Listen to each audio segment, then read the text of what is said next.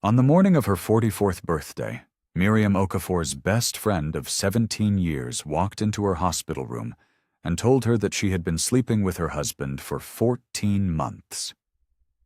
That is where this story begins. Not at a dinner table, not in a courtroom. In a hospital room, on a birthday, with wrong flowers and a rehearsed speech. While the woman receiving that speech lay in a bed she had been confined to for 11 days, weakened from a procedure her husband had made harder to afford than it should have been. Diane set the flowers on the tray table. Lawrence, she explained, had asked her to come. He did not think he could say it himself. The divorce attorney was already retained. She hoped Miriam would understand. What Diane did not see, what no one in that room understood except the woman lying still in that bed, was the envelope on the bedside table, partially visible beneath a get well card. Embossed letterhead, Akiampong and Reed, attorneys at law, Accra and Atlanta. It had arrived 3 days earlier by courier. Inside it was a letter confirming that Miriam was the sole named beneficiary of her late mother's estate, the Abena Charitable and Commercial Trust, valued at $2.3 billion, including a 34% majority-adjacent stake in Caldwell-Girard Partners, the firm where Lawrence had built his entire career, the firm where Diane had just been promoted. Neither of them knew. Both of them were standing inside something that belonged to her. The sound of Diane closing the door behind her was the quietest sound in the world. This isn't just a story about a betrayal. It's about what happens when the people who bet against a woman have been living inside her hand the entire time. If that kind of story is why you're here, hit that like button right now. This channel is built for you. Subscribe so you never miss one. And drop a comment telling me where you're watching from today, because this community never fails to show up. Now, to understand what Miriam did next, we have to go back to where she came from, and to the woman who made sure her daughter would never be left without ground to stand on. But first, the room. Atlanta General Hospital, room 412, had been Miriam's world for 11 days. She knew its rhythms the way you come to know any place that has kept you against your will. The particular rattle of the medication cart at 6:45 in the morning. The way the afternoon light moved across the ceiling between 2 and 4. The small mercies of the nursing staff, whose names she had learned by day 2 because she was that kind of woman. Angela Morris, the overnight nurse who always asked about her comfort before her vitals. Patricia Ewan, the morning shift lead who brought an extra pillow on day 4 without being asked. Miriam knew their names. She had thanked them, specifically, by name, every time. Lawrence had visited 4 times in 11 days. He had not learned the name of a single nurse. She was 44 years old today. The procedure had been minor, a fibroid removal that her gynecologist had been recommending for 2 years, a same-day surgery that became a 5-day stay, and then a longer recovery when her body, already worn from months of grief and sleeplessness, decided it had carried enough and needed to be still for a while. She was not in danger. She was simply slow and soft and dependent in ways she wasn't accustomed to being, her full body registering the accumulated weight of a year that had asked too much of it. On the bedside table, beside a cup of water with a bent straw and a get well card from her colleague Ruth that read, "You are stronger than you know," there was an envelope. It had arrived 3 days ago, on day 8, by courier. The return address read Akiampong and Reed, attorneys at law, with offices listed in Accra and Atlanta. It was addressed to Miriam Adwoa Okafor, not Lawrence's wife, not Mrs. Lawrence Okafor. Her full name, in careful print, as her mother had always insisted it be written. Inside that envelope was a letter confirming that Abena Okafor, age 78, had passed peacefully at her home in Accra, and that Miriam was the sole named beneficiary of the Abena Charitable and Commercial Trust. a dual-structure entity holding $2.3 billion in assets across West African infrastructure contracts, 2 Atlanta commercial properties, and a 34% majority adjacent stake in Caldwell-Girard Partners, a mid-sized Atlanta investment firm. The firm where Lawrence Okafor had worked for 11 years. The firm where Diane Asante had been promoted to associate director 8 months ago. Neither of them knew that envelope existed. Both of them were, in every legal sense, operating inside something that had always belonged to Miriam's family. She had not told Lawrence about the letter. She had not told anyone. The door opened at 11:45. Miriam had been expecting Lawrence. What she got instead was Diane. Diane Asante, who had been her closest friend for 17 years, who had stood beside her at her wedding in a slate-gray dress and held the bouquet while Miriam and Lawrence exchanged rings, who had sat with her in a different hospital room 6 years ago when the second miscarriage was confirmed, and held her hand without speaking because she had known, that day, that there were no right words. Diane, who still had a key to Miriam's house on a ring with a small brass compass charm Miriam had given her one birthday, because she'd said she always felt lost in new cities. She was carrying flowers, yellow tulips in a paper sleeve. Miriam's favorite flower was freesia, white freesia, and Diane had known this for 17 years. She sat in the chair beside the bed, Lawrence's chair, the one that had held him for 4 brief visits, phone face up on his knee each time, and she set the flowers on the tray table without asking whether there was room. She folded her hands. And then she spoke with the careful, measured gentleness of a woman who had practiced this. Lawrence had asked her to come. He hadn't been able to do it himself. They had been together for 14 months. They were in love, she said, and the phrase sat in the room like something that had been dropped and could not be picked back up. He had already retained a divorce attorney. The paperwork was being prepared. She hoped Miriam would understand that it was better to know. She hoped Miriam would take care of herself. Miriam did not speak. She looked at the yellow tulips. She looked at the wedding photograph on the tray table. She had brought it from home on day 1, before she understood how long she would be here, because she had been that kind of wife. And she looked at Diane's hands, folded carefully in her lap, and at the brass compass charm still hanging from Diane's keyring. The key to Miriam's house was on that ring. Diane had not thought to remove it before coming. The scene softened into something that wasn't quite silence, and not quite sound, just the low electrical hum of hospital equipment, the distant murmur of the corridor, the specific quality of air in a room where something irreversible has just been said. Miriam thanked Diane for coming. She asked her to leave. Diane left. The door closed with a soft, definitive click. And then Miriam was alone with the room and the flowers, and the photograph and Constance Okafor's birthday card propped against the water cup, addressed in her mother-in-law's careful handwriting to Lawrence's wife. Not Miriam. Not Miriam Okafor. Lawrence's wife. As if the name had never mattered. As if it had always been optional. Her hand moved to the envelope on the bedside table. She did not open it.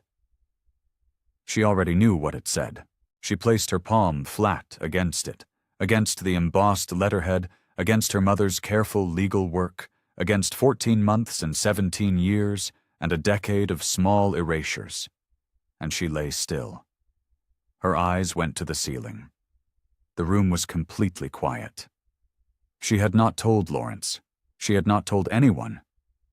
And in that quiet, for the first time in a very long time, that felt less like a secret and more like a foundation. But to understand what that envelope truly meant, to understand the weight of what Miriam's hand was resting on, we need to leave this room. We need to travel further back, to a different city, a different bed, a woman who had spent 40 years building something so quietly that even the people who worked inside it never thought to look for the name on the deed. We need to go to Accra, and we need to meet Abena. Abena Okafor was not the kind of woman who needed you to know what she was worth. She had grown up in Kumasi, the second daughter of a civil engineer who taught her that infrastructure was the most honest form of ambition. Roads and water systems and power lines did not care who built them, only whether they held. She carried that lesson to Accra at 22, with a mathematics degree from the University of Ghana, and a clarity of purpose that her peers often mistook for ambition, and her adversaries consistently mistook for innocence. It was neither. It was patience in the shape of a plan.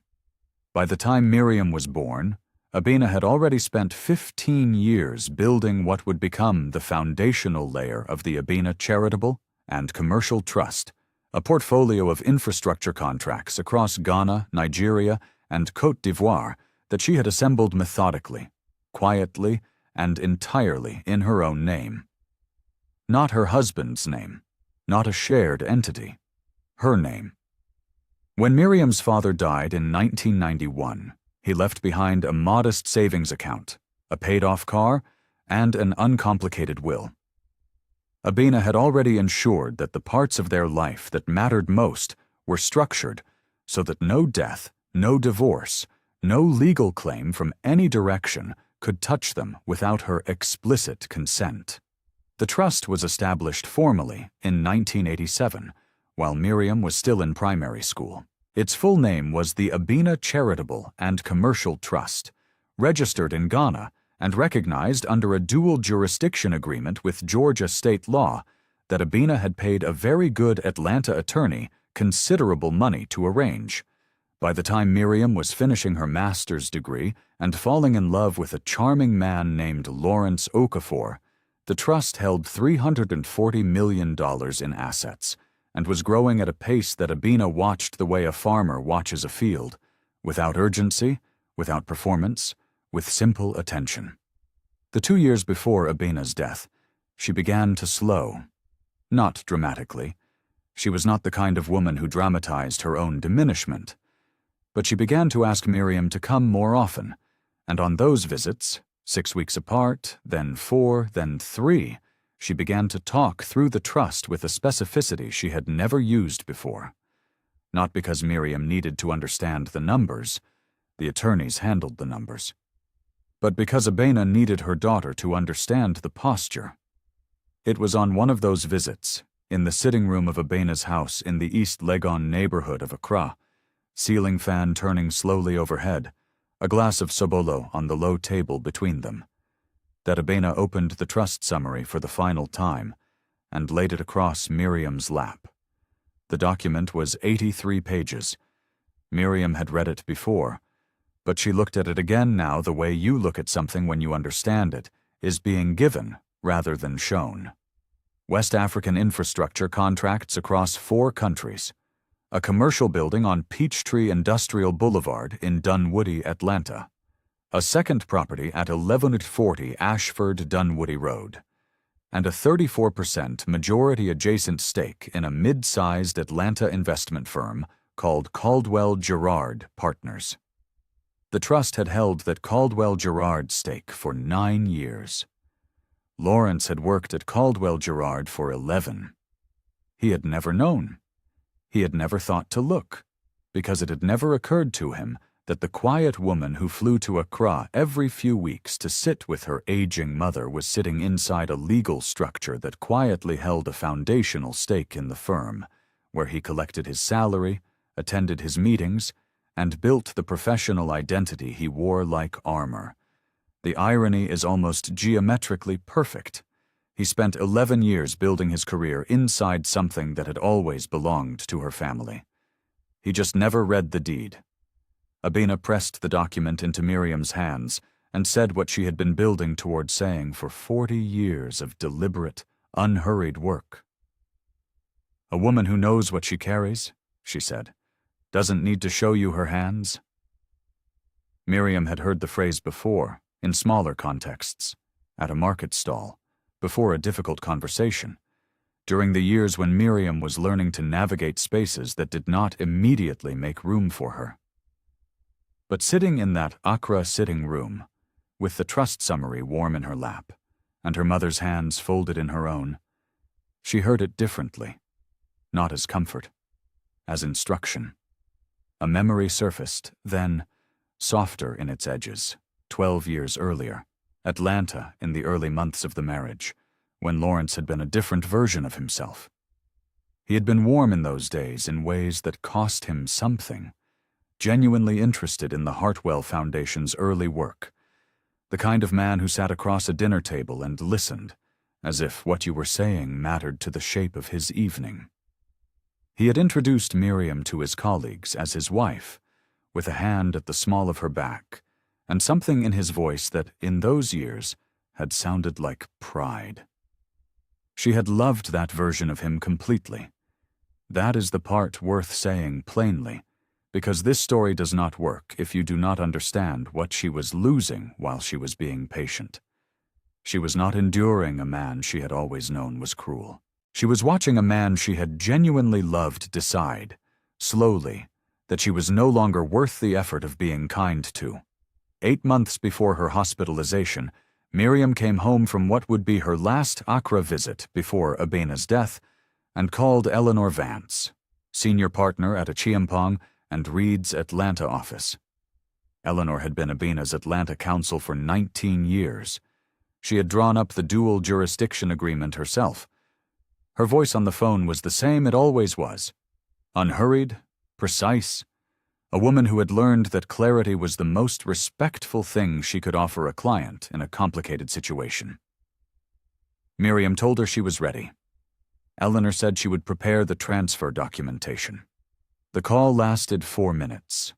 Neither of them spoke again until the morning the courier arrived at room 412 of Atlanta General Hospital, 3 days before Miriam's 44th birthday, with a sealed envelope addressed to Miriam Adwoa Okafor. Her full name. Her own name. Not Lawrence's wife. Not anyone's wife. Hers. And now we need to talk about what Lawrence was doing during those Accra visits, because while Abena was teaching her daughter what she carried, Lawrence was learning something else entirely. That absence, if left long enough, becomes an invitation. And that the woman sitting beside him at firm dinners had been watching him accept one for a very long time. The absences created space. Lawrence filled it. But before we get to that, we need to stay in the marriage a little longer. Back when the space between Lawrence and Miriam was still warm, still navigable, still the kind of distance that two people can close with a conversation, or a quiet evening, or a hand placed deliberately on the other person's arm. Because the erosion did not begin with cruelty. It began, the way these things almost always do, with something much smaller. It began with embarrassment. The first firm dinner Miriam attended as Lawrence's wife was in the spring of their 2nd year of marriage, a quarterly event at a restaurant on Peachtree Road with white tablecloths and the particular hush of a room full of people performing their own success. Miriam wore a dress she loved, deep green, full-skirted, with a pattern that her mother had helped her choose in Accra the previous summer. She wore her hair natural, as she always did, and carried herself the way women carry themselves when they are comfortable inside their own bodies, unhurried, present, taking up the space that was hers. Lawrence had looked at her when she came downstairs. Something moved across his face that she did not name then, but would understand later. He said she looked fine. He had said it the way you say a thing when you mean something else entirely. She noticed, that evening, that he did not introduce her to his managing partner's wife until the managing partner's wife introduced herself. She noticed that when someone asked what Miriam did, Lawrence answered before she could. "Charity work," he said, with a small, deflecting smile, as if the Hartwell Foundation's 11-county grant portfolio were a hobby she kept to stay occupied. She noticed these things and filed them in the part of her mind reserved for things she wasn't yet ready to examine. Then came Constance. Lawrence's mother had been a presence in their marriage from the beginning, a steady, carefully managed presence that operated always at the level of concern rather than criticism, which made her impossible to argue with directly. Constance Okafor had built her entire social identity around the careful management of appearances, and Miriam did not fit the appearance she had envisioned for her son. She did not say this plainly. Constance never said anything plainly. She said it instead through the slight pause before complimenting Miriam's cooking. The pause doing more work than the compliment. She said it through the comment at a family gathering. "You do have such a strong accent still, don't you, after all these years?" Delivered while touching Miriam's arm, the touch making it a kindness, the words making it a diminishment. She said it through the family dinner invitations that somehow arrived when Miriam was traveling, and Lawrence attended alone, and through the question she asked Lawrence once in Miriam's hearing. Does she really need to call Accra so often?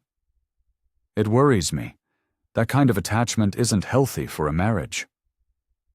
Lawrence did not correct her. That was the thing Miriam came back to, in the quiet, in the long aftermath. He had been present for that comment. He had looked at the table and said nothing, and in his silence there was a shape that felt, over time, increasingly like agreement. The kente cloth came down in year 6. It had hung in the front hallway since they moved into the house, a wide piece in gold and green that Abena had brought from Kumasi, specifically for that wall, that Miriam had pressed into the frame herself on a Saturday morning, while Lawrence stood beside her and said it was beautiful. In year 6, before a dinner party they were hosting for 3 of his senior colleagues, he asked her if she thought they might want something more neutral in the entrance. She had looked at him for a long moment. Then she had taken the cloth down herself, folded it with care, and placed it in the linen closet at the top of the stairs. She did not say anything about it. Neither did he. She began to adjust things after that. Small calibrations that she told herself were reasonable. She wore more muted colors to firm events. She stopped telling the Hartwell stories that made people's faces open with genuine interest, because Lawrence's expression during those stories had begun to carry a tightening at the jaw she recognized as impatience. She doubted her own noticing, the way you do when the person who is doing the thing is also the person whose version of events you have trusted for years. She thought, maybe I am reading this wrong. She thought, maybe I am too sensitive. She thought, maybe the problem is that I am not trying hard enough to fit into the life he is building. She was trying. That is the part that matters. She was genuinely trying. It was in year 9 that she found the receipt. A hotel in Buckhead, the Whitmore on Far Road, a Tuesday night, a room charge for 2. She found it in the inside pocket of a jacket she was taking to the dry cleaner, a jacket Lawrence had worn to what he said was a late working dinner.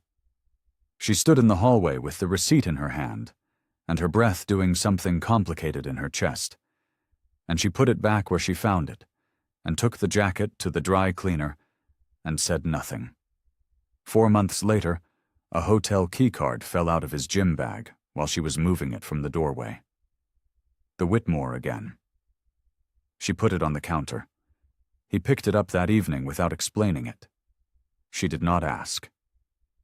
Then came October, and a conference itinerary she was not meant to see, left open on the shared household printer, 2 pages, a financial services summit in Nashville. Lawrence Okafor, Senior Vice President, and below it, on the attendee list, Diane Asante, Associate Director.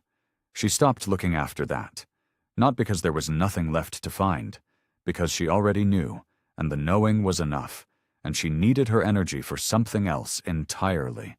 What she did not know, what the audience should hold carefully here, is that the following Friday, Miriam Okafor drove Diana Sante to Hartsfield-Jackson Airport, helped her lift her carry-on into the overhead bin space in her mind, and wished her a safe trip.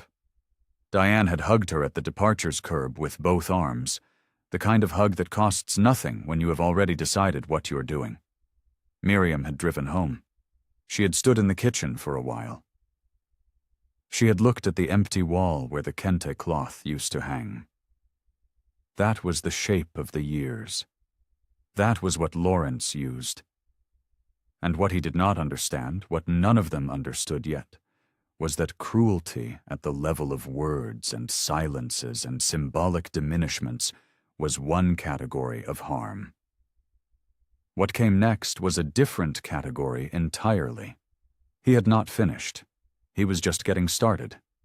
There is a particular kind of cruelty that does not announce itself.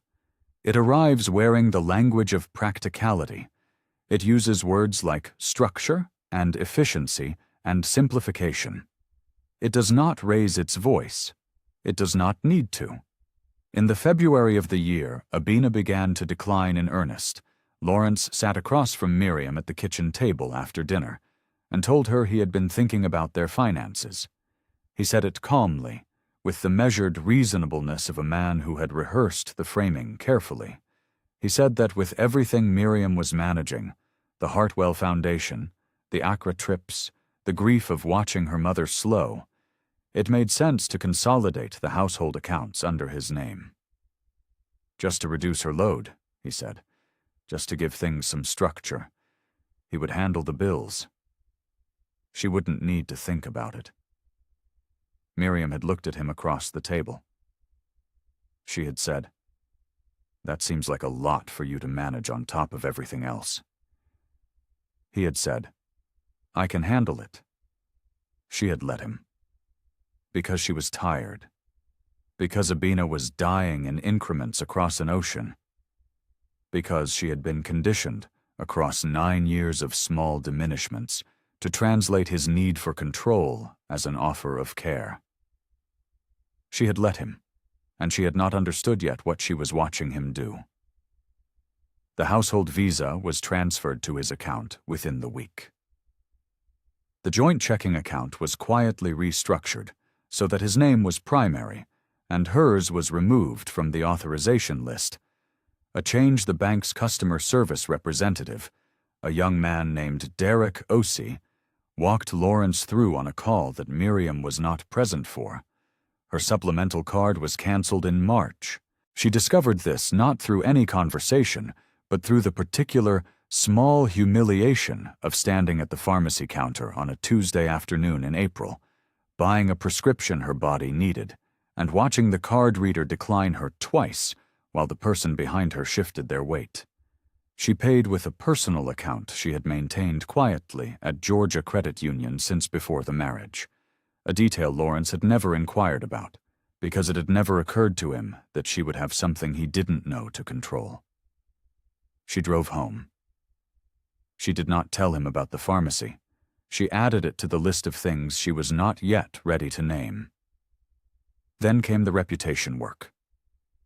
This is the part that the audience needs to understand took place in parallel, not after the financial maneuvering, not before it, but simultaneously, running beneath the surface of everything, quiet and deliberate as groundwater. Lawrence began to mention, in conversations with colleagues, that Miriam had been struggling.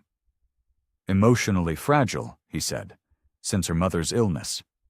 He said it with the right amount of compassion in his voice. The way you say something about a person you are worried about, rather than a person you are preparing a case against. He told his colleague Raymond Park, over lunch at a restaurant on Broad Street, that he was concerned about her stability. He told Constance that Miriam had been difficult to reach. Constance did not need further instruction. She carried the information outward into the family's social network with the particular efficiency of a woman who had been waiting for a reason. She told her sister that Lawrence was managing a lot at home. She told 2 cousins that poor Miriam had never really recovered from losing Abena. She framed each statement as concern, which meant it could not be argued with directly, which meant it spread without friction. What they were building, together, was a preemptive narrative. If Miriam ever spoke, she would be a woman in grief, unstable, difficult. Her account would already be in question before she opened her mouth. Lawrence had not done this consciously in the way a strategist plans. He had done it the way an insecure man does, instinctively, reaching for the tools nearest to him, which were other people's perceptions. The irony, of course, is that the woman they were quietly labeling as fragile had already called Eleanor Vance 8 months earlier. She had already confirmed the trust transfer timeline. She was already, in every legal sense, prepared. They were building a defense against someone who had no intention of fighting. Then something shifted in ways that cannot be left unmentioned.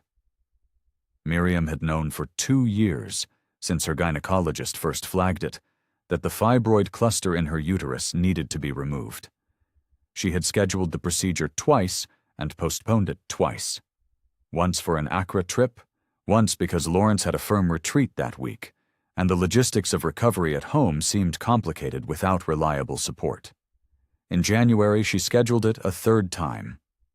The clinic's billing coordinator, a woman named Sandra Brewster, ran the insurance verification and came back with an anomaly. Miriam had been removed from Lawrence's firm's supplemental health plan the previous October, citing a paperwork processing delay that had never been corrected. Without the supplemental coverage, the out-of-pocket cost for the procedure and a standard same-day recovery was manageable. The cost for anything longer was not. Miriam paid out-of-pocket from the Georgia Credit Union account and scheduled the procedure for a Thursday in January, telling no one at home what it had cost her to do so. She went into surgery with a body that had been carrying that fibroid cluster for 2 years longer than it should have, and she came out of it into a recovery that her doctor, Dr. Yemi Adeyemi, had warned her might run longer given the delayed intervention. It ran 11 days. Lawrence visited 4 times. She was in room 412 of Atlanta General Hospital on the morning of her birthday, a body that had been systematically stripped of financial access, social credibility, and medical support, and she had in her possession exactly one thing that none of them knew about. On the morning of day 1, before the anesthesia had fully cleared, she had reached for her phone and called Eleanor Vance. Her voice was slower than usual. Her hands were unsteady against the sheets. She asked Eleanor where they were with the transfer timeline. Eleanor said, "The registration completes within the week. Everything is in order." Miriam said, "Good." She put the phone down. She closed her eyes. She was not ready yet to decide. But she was no longer able to wait. And now it is day 11. Now it is her birthday. Now you already know what is coming through the door. Now we go back. Back to the morning the audience has already seen once, but only the surface of it, only the shape without the weight. Now you know everything. Now every detail in that room is a different thing entirely. It is the morning of Miriam's 44th birthday. The date is the 14th of January. Room 412 of Atlanta General Hospital looks the same as it has for 11 days. The narrow bed, the adjustable tray table, the window with its view of the hospital's east parking structure, the particular quality of fluorescent light that turns everything slightly gray. Miriam has been awake since 5:45. Angela Morris, the overnight nurse who always asks about comfort before vitals, brought her a cup of tea at 6:30 without being asked. Miriam had thanked her by name. Her body is still heavy with the aftermath of surgery, and the longer aftermath of a year that had stripped her, layer by layer, of every structural support she thought she had. She is thinner in the face than she was in December. Her full arms, which she has always kept covered in professional settings, rest against the white hospital blanket with the particular stillness of a body conserving what it has left. On the tray table, a cup of water with a bent straw, a Get Well card from her Hartwell Foundation colleague Ruth, who had written "You are stronger than you know" in her careful, looping hand. A birthday card from Constance Okafor, propped against the water cup. The envelope from Constance is small and cream-colored, her handwriting precise and controlled. The address on the front reads, Lawrence's wife. Not Miriam Okafor, Lawrence's wife. You know what that card means now. You have watched Constance build that erasure across 14 years. The accent comments, the cooking criticisms, the family dinners that arrived when Miriam was traveling, the steady, smiling campaign to make Miriam legible only in relation to her son. That card, 4 words on an envelope, is the distillation of all of it. A woman reduced to a relational status, named by her adjacency, made grammatically dependent on the man who was, at that very moment, choosing not to come. And then there is the envelope beneath the get well card. The Akeampong and Reed envelope. Its return address just barely visible, its embossed letterhead catching the morning light from the east-facing window. It had arrived on day 8. Let the audience hold that for a moment. Day 8. Lawrence had been in this room on day 8. He had sat in the chair beside the bed. This chair, the one positioned at the exact angle a visitor uses when they are managing an appearance, rather than providing a presence. And he had held his phone face up on his knee, as he did on every visit, checking it twice, while Miriam answered his brief questions about her recovery. He had been in this room when the courier from Akeampong and Reed arrived. He had been in this room when the document that would end his career was delivered to his wife's bedside table, slid beneath a get well card, and left there quietly while he checked his phone and thought about something else entirely. He did not notice. He never noticed. At 11:42, footsteps in the corridor. Then a pause. Then the door opened. Diane Asante moved through the doorway with the measured, contained energy of a woman who had made a decision and was committed to executing it cleanly. She was carrying flowers, yellow tulips in a paper sleeve from a shop near the hospital, chosen perhaps because they were bright and inoffensive, because they communicated care without intimacy. Miriam's favorite flower was white freesia.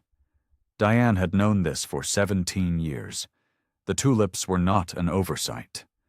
They were a signal, perhaps unconscious, that the register of this visit was different from all the visits that had come before it. She sat down in the chair. Lawrence's chair. She set the flowers on the tray table without asking whether there was room, and they displaced the get well card slightly, and the Akeampong and Reed envelope shifted beneath it, and Diane did not look at it because she did not know it was there. She folded her hands, and she spoke. She and Lawrence had been together for 14 months. She said this first, the duration, the fact of it, as if establishing the seriousness of what she was reporting. They were in love. Lawrence had asked her to come today because he could not do it himself. He had retained a divorce attorney, a man named Paul Greaves, at the firm of Mercer and Holloway on West Peachtree. The paperwork was in preparation. She hoped Miriam would understand that knowing was better than not knowing. She hoped Miriam would take care of herself. Now listen to what those words mean. With everything you carry into this room. 14 months.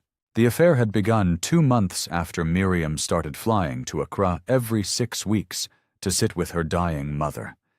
The absences Lawrence had called a vacation from real life. The trips during which Abina had been pressing the trust summary into Miriam's hands and explaining, with the patience of a woman who had spent 40 years preparing for this conversation, what her daughter was inheriting. While Miriam was learning what she carried, Lawrence was building the architecture of her replacement in the space her love for her mother created. The timing is not a coincidence. It is the shape of what he did. And Diane. Diane, whose career at Caldwell-Girard began with a phone call Miriam made on her behalf 4 years ago, a call to the firm's head of institutional partnerships, a warm recommendation from a woman with deep non-profit sector connections, a call that opened the door through which Diane had walked and kept walking until she was standing on the other side of Miriam's marriage. The woman who opened the door for her was now lying in a hospital bed that she had been in for 11 days, partly because the man Diane loved had removed her from his health plan without telling her. Diane did not know that. She folded her hands and said she hoped Miriam would take care of herself, and she did not know what she was saying to, or what she was sitting inside, or what the envelope 2 feet from her left hand contained. Miriam did not speak while Diane spoke. Her hands lay flat on the blanket. Her breathing remained even. Her face was still in the way that her face had always been still in the presence of people who needed her to be smaller, not empty, not absent, but composed in the manner of a woman who has learned, through long practice, that stillness is its own kind of authority. She thanked Diane for coming. The words were simple and complete. She asked her to leave. Diane stood. She left the tulips on the tray table. She did not take the house key from her ring. She walked to the door, and the door opened, and then it closed, and the click of it was the last sound for a very long time. Miriam lay still. Her eyes went to the ceiling. The hospital equipment hummed. The corridor murmured. Outside, the January light moved across the east parking structure in long, pale angles. Her right hand moved, with no urgency, to the bedside table. It came to rest on the akiampong and reed envelope, palm flat, fingers steady. She did not open it. She already knew what it said. She had known for 3 days. She had been carrying it, and carrying it, and carrying it, and the weight of it was not burden. It was ballast. In the silence after the door closed, something shifted. Not loudly, not dramatically, but completely. No one came for the rest of the day. Lawrence did not come at noon. He did not come at 2 or 4 or 6. Patricia Yuen, the morning shift lead, stopped by at 1:30 to check vitals and adjust the IV line and asked, with the particular professional gentleness of a woman who had seen this kind of room before, whether Miriam needed anything. Miriam said she was fine. Patricia nodded and wrote something in her chart, and left without pressing further, which was the right thing to do, and Miriam noted it. The yellow tulips sat on the tray table where Diane had placed them. Miriam looked at them for a while. Then she reached over and moved them to the windowsill, where they caught the afternoon light, and became, at least, decorative. She was not going to spend her birthday looking at the wrong flowers from the wrong person placed in the wrong chair. The afternoon was long and slow and quiet in the way that hospital afternoons are quiet. Not peaceful, exactly, but emptied of event, which is its own kind of mercy. Miriam lay still. Her body was still recovering, still heavy, still registering the accumulated exhaustion of a surgery she had delayed too long, and a year she had carried too much of alone. But something had changed in the weight of it. The morning had been the worst of it. The morning had been Diane's voice, and the rehearsed sentences, and the tulips, and the key still on the ring. Now it was afternoon, and the worst had already happened, and Miriam was still here. She thought about her mother. Not the documents, not the trust or the transfer or the 34% stake registered in the name Miriam Adwoa Okafor. She thought about Abena herself, the specific way Abena had held her face in both hands in that Accra sitting room, the particular quality of her mother's attention when she needed Miriam to understand something that mattered. Abena had not been a demonstrative woman by nature. The gesture had been deliberate. It meant, look at me. It meant, this is the part that counts. A woman who knows what she carries doesn't need to show you her hands. Miriam had heard those words as patience for so long, as instruction to endure, to be still, to wait for some unspecified moment when the endurance would have been worth it. She had carried them through firm dinners she did not want to attend, through birthday cards addressed to the wrong name, through a pharmacy counter and a declined card, and the particular loneliness of a hospital room where the person who was supposed to come did not. She had carried them as a way to keep going. But lying still in room 412 on the afternoon of her 44th birthday, the tulips on the windowsill, and no one at all in the chair beside her, she understood for the first time what her mother had actually meant. Abena was not describing patience. She was describing something more precise than patience. She was describing the relationship between knowledge and timing, the understanding that a woman who is certain of what she holds does not need to perform that certainty, does not need to display it or defend it or announce it in advance. She simply needs to know it, and then she needs to decide when. The afternoon had arrived. Miriam reached for her phone. Eleanor Vance answered on the second ring. Her voice was the same as it always was, unhurried, precise, a voice that did not soften things unnecessarily because it understood that clarity was a form of respect. Miriam asked, "Where are we with the transfer?" Eleanor said, "It completed this morning. Everything is registered. We are ready when you are." Miriam said, "Proceed with everything." Eleanor said, "Understood." The call lasted 90 seconds. When it ended, Miriam set the phone down on the blanket beside her hand and looked at the ceiling and breathed. Once. Then again. Her hands were steady against the white cotton. Her breathing was even. The room was quiet. The narrator should note something here, because it matters to the rest of this story. That is the last time Miriam Okafor will be described as pale or slow or fragile. Those words belonged to a woman in the process of being diminished. That woman made her decision at 1:58 in the afternoon on the 14th of January, in a hospital room where no one came. What emerged from that room 1 week later was something else. Someone steadier. Someone who had located her own floor and found it solid. She was discharged on a Thursday. Patricia Ewan walked her out to the lobby and pressed her hand warmly at the door, and Miriam thanked her by name, and that was that. The drive home took 22 minutes. The house on Birchwood Drive was a red brick colonial that Miriam had bought in her own name in the second year of the marriage, using a portion of a personal account Lawrence had never asked about, structured under advice from Eleanor as a separate property asset before the trust transfer was ever contemplated. It was, on every document that mattered, Miriam's house. Lawrence had lived in it for 12 years without once reading the deed, because it had never occurred to him that the deed required reading. She moved through the rooms without urgency.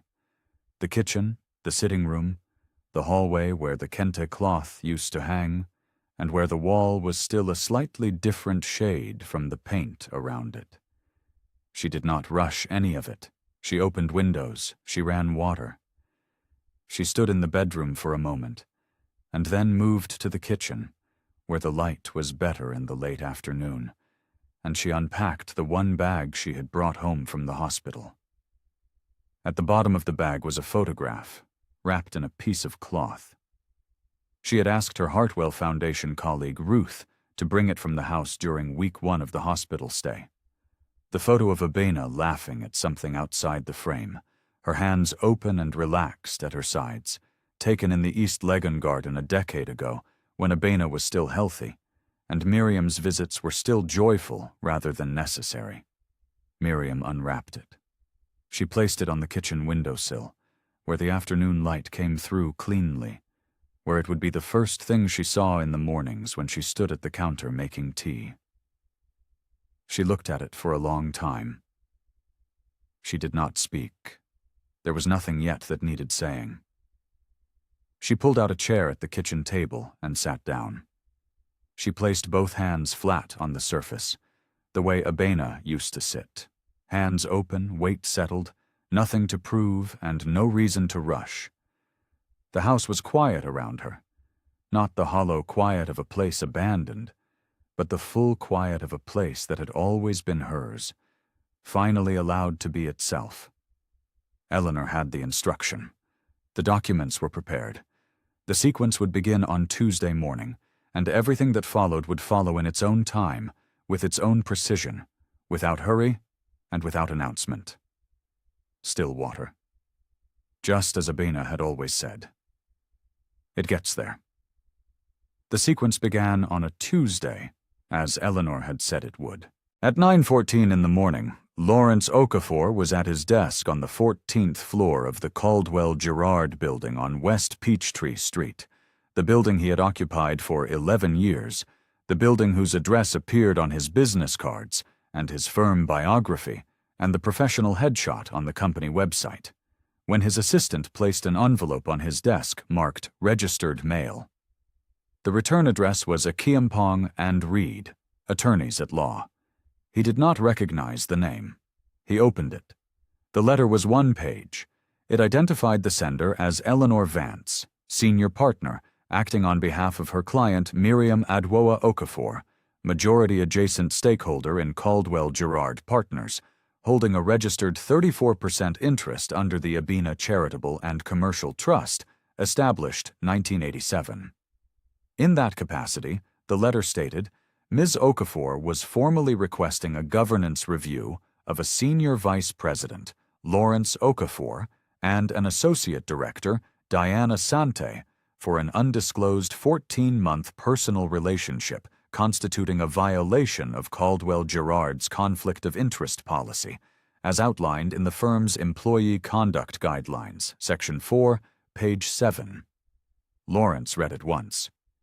Then he read it again. The second reading took longer than the first because his eyes kept stopping at the same phrase, returning to it, unable to move past it. Majority adjacent stakeholder, Miriam Adwoa Okafor, 34%, established 1987. He sat very still at his desk. His assistant walked past the glass wall of his office. He did not look up. At 11:02 a.m., his phone rang. It was his attorney, Paul Greaves of Mercer and Holloway. The divorce petition had been filed. Miriam's counsel was Eleanor Vance, the same Eleanor Vance.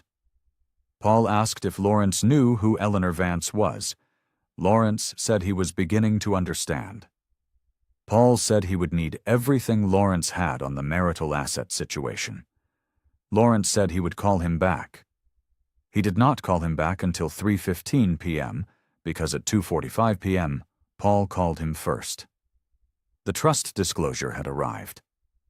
Paul read the summary to Lawrence on the phone, slowly because the figures required it. $2.3 billion in assets. West African infrastructure contracts across 4 countries. 2 Atlanta commercial properties, one on Peachtree Industrial Boulevard in Dunwoody, one at 1140 Ashford Dunwoody Road. And the Caldwell-Girard stake, 34%, majority adjacent, registered under the trust since 2014, 9 years before Lawrence had been promoted to senior vice president, 11 years before that Tuesday morning, before any of the dinners, before the business cards, before every meeting Lawrence had sat in and understood himself to be a man who had built something of his own inside a firm that had never, not for a single day, been entirely his to occupy. The trust had been established in 1987. Miriam's mother had held that stake for 9 years before Lawrence ever walked through the door. Paul's voice on the phone was careful, and measured in the way that attorneys are careful when the news requires it. He said, "Lawrence, I need you to understand what we are working with here." Lawrence understood. He sat in his office on the 14th floor for a long time after the call ended, looking at the document on his desk, at the name at the top of it, Miriam Adwoa Okafor, the name that appeared on every trust registration, every contract, every legal instrument Abina had built across 40 years. Not Lawrence's wife, not Mrs. Okafor, Miriam Adwoa Okafor, her own name, her name as it had always been. On Wednesday, Gerald Marsh, managing partner of Caldwell-Girard, received the governance review request and opened a formal HR process. Both Lawrence and Diane were notified by 9 o'clock in the morning. Diane's promotion was suspended pending investigation. She received the notification by email, which is perhaps the most clinical possible way to learn that the trajectory you built your recent life around has been formally paused. She read it 3 times at her kitchen table. Then she closed her laptop. Thursday morning. The Akayampong and Reed Mediation Suite on the 11th floor of a building on Peachtree Center Avenue. A long rectangular room with a conference table of pale oak and windows looking east over the city.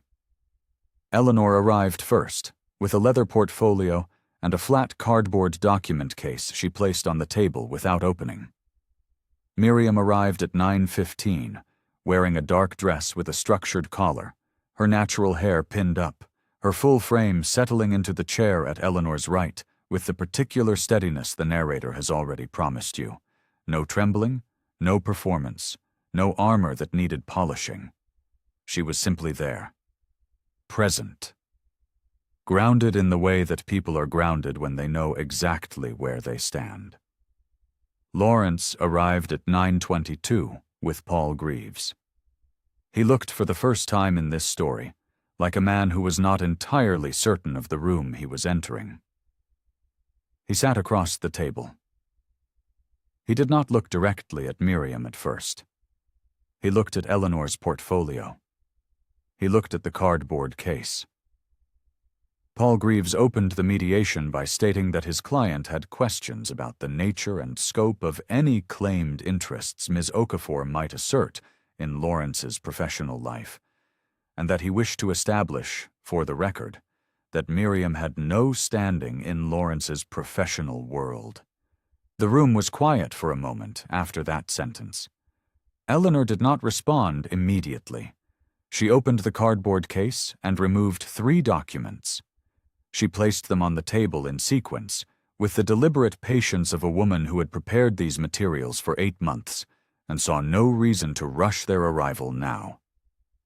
The first document was the Caldwell-Girard Partners shareholder certificate. Eleanor placed it face up at the center of the table and slid it toward Paul Greaves without commentary. It read, in the clear legal typeface of a registered financial instrument, Miriam Adwoa Okafor, 34%, registered. The trust establishment date was printed in the lower margin, September 14, 1987. Lawrence had been 23 years old in 1987. He had not yet finished his undergraduate degree. Paul Greaves looked at the certificate for a long time without speaking. The second document was the Caldwell-Girard Employee Conduct Guidelines. Page 7 was highlighted in yellow. The conflict of interest clause, the disclosure requirement, the definition of a direct reportee relationship. Eleanor placed it beside the certificate. She did not point to the highlighted section. It did not require pointing. The third document was the HR referral letter from Gerald Marsh, confirming the formal review of both named employees. Eleanor placed it beside the policy document, completing the row. 3 pieces of paper. The entire architecture of what Lawrence had built, and what he had done inside it, and what Miriam had always held above it, laid out in a line on a pale oak table on a Thursday morning in January. The silence after the third document was the longest silence in the room so far. Paul Greaves had not spoken since the shareholder certificate landed. Lawrence's jaw was set in the way that a man's jaw sets when he is processing something that doesn't yet have a category in his understanding of the world. He looked at the certificate. He looked at Miriam. She was already looking at him. She had been looking at him since Eleanor placed the first document, with the same composure she had carried through 11 days of a hospital room, and 9 years of a marriage, and a birthday morning, and every firm dinner, and every Accra trip, and every small erasure that had been designed, one way or another, to make her smaller than she was. She looked at him the way a woman looks at someone she has finished waiting for. She said, I've had standing in that building longer than you have." She did not raise her voice. She did not lean forward. The sentence was 11 words, and it was the quietest thing said in that room all morning, and it landed with the weight of everything the audience had been carrying since the cold open. The envelope, the wrong flowers, the birthday card addressed to the wrong name, the hotel key card, the pharmacy counter, the 14 months, all of it distilled into 11 words delivered without anger or triumph or satisfaction, delivered simply as fact. Paul Greaves did not respond. Lawrence did not respond. The room remained still. Eleanor closed her portfolio. She gathered the 3 documents back into the cardboard case, with the same unhurried motion with which she had placed them. Miriam picked up her bag from the floor beside her chair. Both women stood. Eleanor walked toward the door first. Miriam followed, without looking back at the table, without looking back at Lawrence, without needing to. The documents had done their work. The rest would happen in its own time, in rooms Miriam would not be present for, and she did not need to watch any of it. What followed happened in its own time, without Miriam's involvement and without her attention. She did not track it. She did not need to. The Caldwell-Girard Governance Review concluded in the 3rd week of February. The finding was straightforward. A 14-month undisclosed relationship between a senior vice president and a direct reportee in violation of Section 4 of the firm's conduct guidelines, inadequately disclosed and actively concealed from HR. Lawrence's position was not renewed. The professional title he had built his identity around for 11 years, the floor, the business card, the headshot on the company website, was formally removed on a Thursday, quietly, without ceremony, in the same building where Abina's trust had held a registered stake since the year Lawrence was still in graduate school. He packed his office himself. His assistant, who had worked beside him for 6 years, did not come in that day. Diane resigned the week before the investigation concluded. She had done the calculation, the one she was always doing, the one that ran beneath everything she said and everyone she stood beside, and the calculation had come back empty. The stability she had entered the relationship for no longer existed.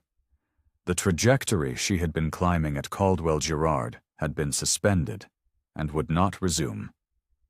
She submitted her resignation by email on a Monday morning and was gone from the building by noon.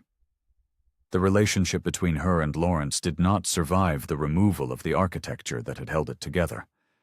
They are last seen in this story separately. Lawrence in an apartment on the north side of the city, and Diane somewhere that this narrator does not follow because she has ceased to be relevant to Miriam's story, and Miriam's story is the only one being told. Constance called twice. The first call came in the 2nd week of February, from a Lagos number Miriam recognized. Miriam's phone lit up on the kitchen counter, and she looked at it and let it ring. The second call came 10 days later. Miriam let it ring again. There was no voicemail either time. No text. No letter. The silence that followed those 2 unanswered calls was, in its own way, the most complete statement Constance ever made about the limits of her position. She had spent 14 years building a case against Miriam's worth, and the case had collapsed in a mediation room on a pale oak table, and she had nothing left to say that the documents hadn't already answered. Lawrence came to the house in March. He rang the doorbell on a Saturday morning, and Miriam opened the door, because she was not a woman who hid from things. He looked diminished in the way that men look when the external structures they used to occupy have been removed, and there is nothing underneath them to replace the volume. He spoke. He said things about mistakes and time, and whether there was any version of the conversation that could be different. Miriam listened without expression. When he had finished, she said she wished him well. She meant it. She was not performing graciousness, and she was not suppressing anything. She simply had no remaining architecture of feeling for this man that required management. What had been there was gone, and what was left was the clear, uncomplicated wish that he would find a way to live that caused less harm. She closed the door. She did not watch him walk away. The house on Birchwood Drive settled into itself over the following weeks, in the way that houses do when they are finally occupied without tension. Miriam went back to the Hartwell Foundation in the second week of March, and her colleagues, who had been managing in her absence with the particular loyalty of people who had always believed in her work, welcomed her back without making it a production. The grant portfolio continued. The community programs continued. The 11-county reach of the Foundation's work continued because it had always been Miriam's work, and not Lawrence's tolerance of it, and now that distinction no longer required any management at all. The Thursday dinner came back. The first one was in late March. Eleanor Vance arrived at 7 with a bottle of Ghanaian palm wine she had obtained from a specialty importer on Beaufort Highway, and 2 of Miriam's Hartwell colleagues came, and one old friend from graduate school named Cecilia Boateng, who had never liked Lawrence and had expressed this only once, carefully, 7 years ago, and then kept it to herself out of respect for Miriam's choices. They sat around the kitchen table in the house that had always been Miriam's, and ate and talked and laughed at things that did not require explanation, and the evening was not triumphant or celebratory, but it was warm, which is a different and better thing. The wealth was never the weapon. This is the thing worth saying plainly before this story closes. The $2.3 billion is the 34% stake, the trust established in 1987, none of it was wielded for cruelty, and none of it was accumulated for the purpose of this moment. Abina built it because she believed her daughter deserved to move through the world with ground beneath her feet that no one else could shift. The knowledge of it was what protected Miriam. The knowledge of it, held quietly for 8 months while she attended firm events and cooked dinners and drove a woman she trusted to airports she didn't know the real destination of, that knowledge was what allowed her to choose the moment rather than have the moment chosen for her. A woman who carries quietly doesn't carry less. She carries differently. She carries with the patience of someone who has already decided that the ground will hold. That is what this story is about. Not the birthday, or the hospital room, or the envelope on the bedside table. It is about what was built before any of that. What a mother built for her daughter across 40 years of unhurried, deliberate work. And what the daughter did with it when the time came. He left her for her best friend on her birthday. By the weekend, she had inherited everything, and she did not use what she inherited to win. She used it to become free. If this story stayed with you, leave a comment below. Tell me what the moment was that hit you hardest, and tell me where you're watching from today. This community carries something real, and I want to know who's in it with me. On a Sunday evening in March, Miriam stands at the kitchen windowsill, where Abina's photograph has lived since the day she came home from the hospital. She looks at it, the one where Abina is laughing at something outside the frame, her hands open and relaxed at her sides, unhurried, unburdened, already certain of the ground she stands on. Miriam looks at her for a long time. Then she says, softly to her mother, to the room, to the woman she has quietly, always, already been, "I know what I carry, Mama." The photograph stays where it is. Abina laughing, hands open, the kitchen light warm and still around them both.